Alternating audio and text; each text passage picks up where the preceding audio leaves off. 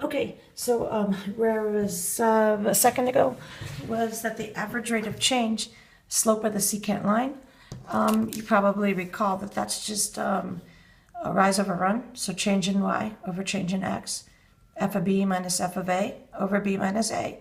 It's similar to average value of a function, but it's not exactly the same.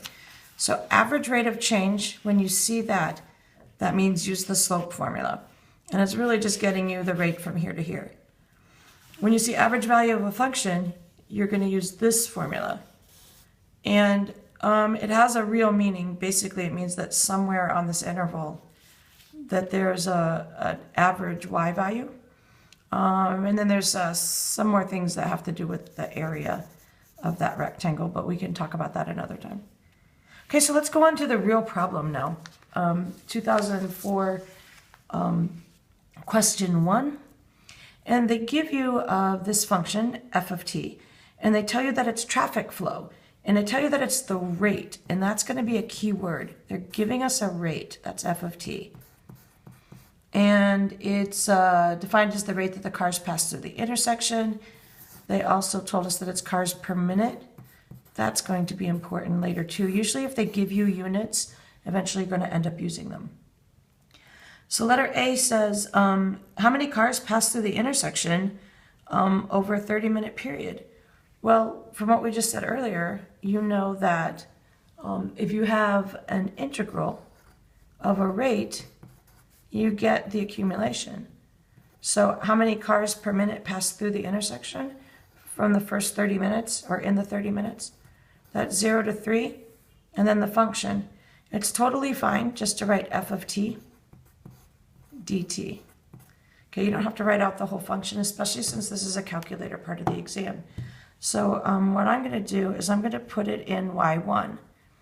So it's another strategy for these questions. Usually if you need to put the function in once, you're going to have to put it in again. So go ahead and enter your function in y1, and when you're done with that, just come back again, just the function, not the integral. Okay, I'm assuming your function's in y1. I'm going to do second quit. Now I just need to do this integral. It's so nice when you get to use calculator. So remember, that's math 9. Type my limits in, 0 to 30.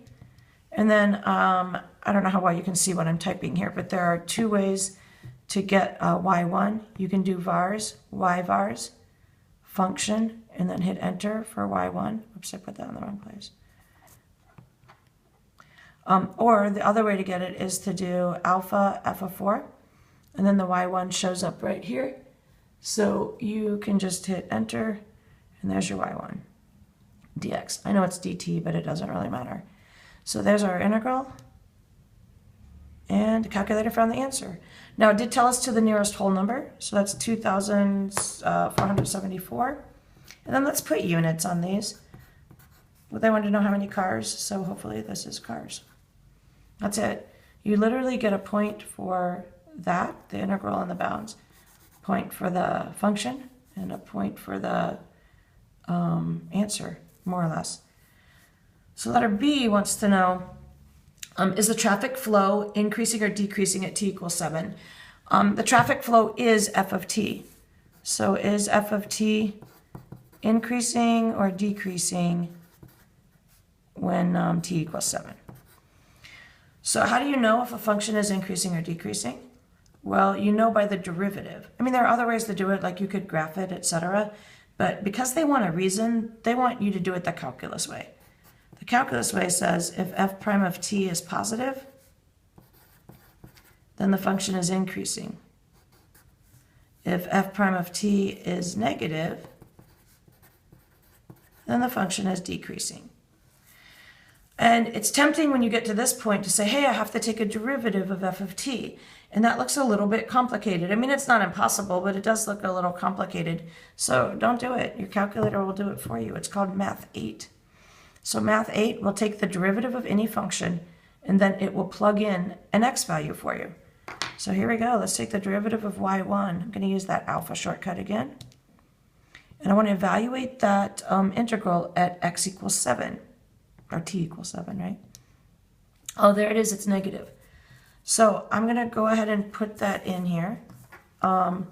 I'm going to write f prime of 7, and I'll write the answer equals negative 1.872. We don't have to round in calculus. And now I have to give I have to say that f of t is, actually I'm going to say that a different way, I'm sorry. The question was, is the traffic flow increasing or decreasing at t equals 7? So here, I'm going to write my answer over here.